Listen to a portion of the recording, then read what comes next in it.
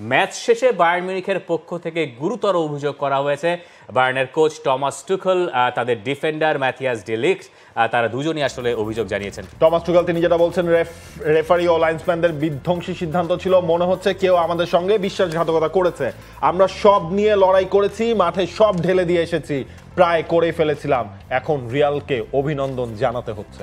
আসলে ঘটনা কি ঘটেছিল? ঘটনা ঘটেছিল ম্যাথিয়াস ডি লিক্ট একটা বল জালে পুরেছিলেন, কিন্তু তার আগেই রেফারি অফসাইডের বাঁশি বাজিয়ে দিয়েছিলেন। এবং ম্যাচ শেষে ম্যাথিয়াস ডি লিক্ট বলছেন যে লাইন্সম্যান তার কাছে, অর্থাৎ অ্যাসিস্ট্যান্ট রেফারি তার কাছে এসে দুঃখ প্রকাশ করেছেন, কারণ ওই জায়গায় তার অফসাইডের ফ্ল্যাগটা উঁচু করার কথা ছিল না। ডি লিক্ট যা বলছেন সেটা আমরা যদি একটু দেখে নেই, সেই সুযোগটা আছে কিনা। লাইন্সম্যান দুঃখ প্রকাশ করেছে, রেফারির ফ্ল্যাগ উঁচু করার প্রয়োজন ছিল না।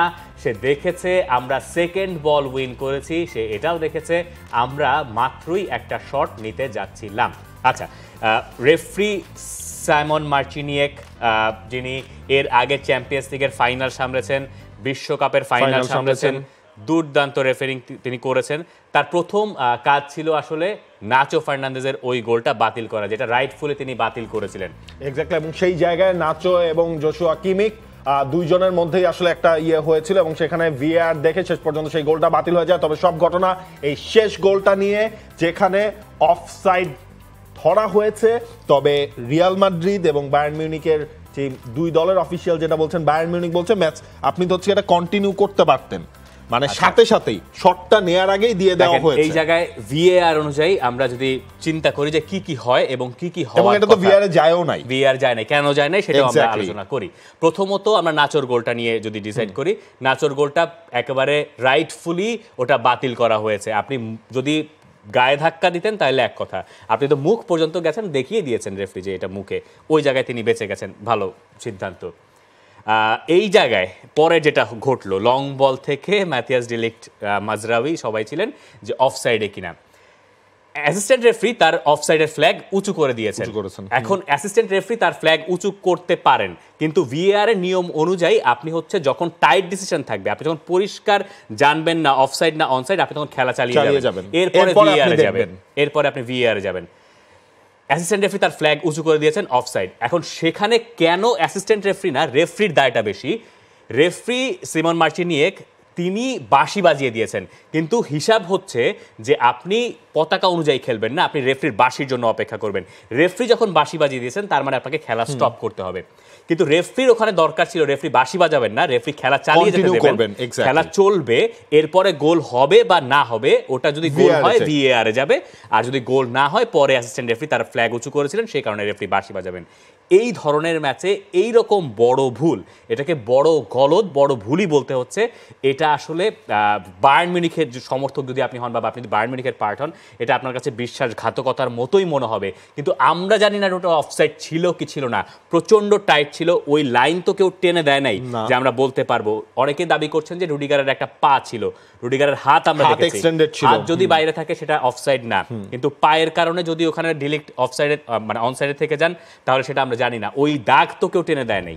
দেখেন যেই দাগটা টানা হয়েছিল রিয়াল মাদ্রিদের প্রথম গোলটার সময়, সেটাও তো হচ্ছে অফসাইডে, অফসাইড কি অফসাইড না, সেকেন্ড গোলটার সময় ইনফ্যাক্ট সেটা অফসাইড কি অফসাইড না সেটা চেক হয়েছিল, সেখানে একটা দাগ দিয়ে আমরা দেখলাম যে দুজনেই আসলে অনসাইডে ছিলেন। তবে এই জায়গায় এটা নিয়ে বায়ার্ন মিউনিখ তারা প্রশ্ন তুলেছে, প্রশ্ন তুলতেও পারে, এবং এই জায়গায় আসলে মূল রেফারির ওপরেই মেইন নিয়ে এটা আসলে পড়ে। বায়ার্ন মিউনিখ এটাই বলছে, স্পেশালি ম্যাথিয়াস ডি লিক্ট এটাই বলেছেন যে রিয়াল মাদ্রিদের গোলের ক্ষেত্রে যদি আপনি অপেক্ষা করতে পারেন অফসাইড হয়েছে কি হয় নাই, তাহলে আমাদের ক্ষেত্রে কেন না? কারণ ওই সময় যদি আরো বেশি বিতর্ক হয়েছে, কারণ ডিরেক্ট ওই বলটা জালের ভিতরে পুরে দিয়েছেন।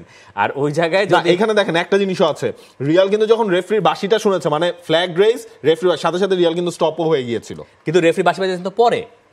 এক্স্যাক্টলি, ফ্ল্যাগ রেইজ করতে পারেন রিয়ালের ফুটবলারদের মধ্যে কিন্তু তখন কোনো ছিল না। বায়ার্ন তো খেলা থামায় নাই, বায়ার্ন তো খেলা চালিয়ে গেছে, তারা এক্সপেক্ট করে নাই যে রেফারি বাঁশি বাজিয়ে দিবেন, কিন্তু কেন পরে এটা ভিএআর এ গেল না, বা ভিএআর এ কেন যাওয়া সম্ভব না? কারণ হচ্ছে কি আপনার সেই সময়টা এক্স্যাক্টলি, সেই সময়টা যদি যখন বাজিয়েছেন ভিএআর এ যেত, ভিএআর এ ধরেন ডিসিশনটা চেঞ্জ হতো, সেটা কোনো সুযোগ নাই, কারণ হচ্ছে রেফারি বাঁশি দিয়ে দিয়েছেন, মূল রেফারি বাঁশি বাজিয়ে দিয়েছেন এবং রিয়াল মাদ্রিদের ফুটবলাররা খেলা থামিয়ে দিয়েছেন, এবং ওই জায়গা থেকে আর ভিএআর যাওয়া সম্ভব না। এখন ভিএআর যখন আছে, আপনি ভিএআর পর্যন্ত যেতে পারলেন না, এটাই হচ্ছে যে এই ম্যাচের মূল বিতর্ক বা তর্ক। এবং ম্যাচ শেষে কার্লো আনচেলত্তি বলছেন যদি বায়ার্ন মিউনিখ এই নিয়ে অভিযোগ তোলে তাহলে তাদের কাছেও একটা অস্ত্র আছে। কারণ হচ্ছে সেটাই যে নাচোর গোলটা জোশুয়া কিমিক ডাইভ দিয়েছে, সেটা আসলে তিনি বলছেন কার্লো আনচেলত্তি।